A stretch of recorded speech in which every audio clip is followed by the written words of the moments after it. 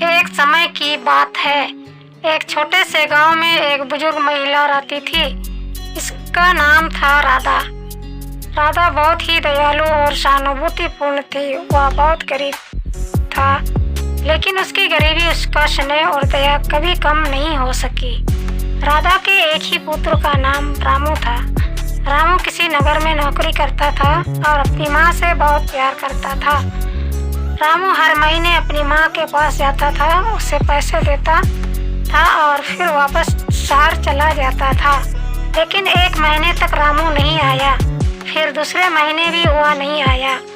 राधा को बहुत चिंता हुई।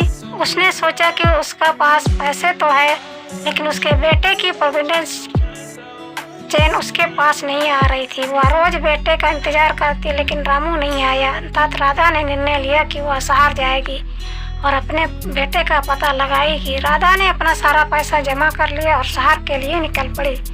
शहर में प्रवेश उसने अपने बेटों को खोजना शुरू कर दिया।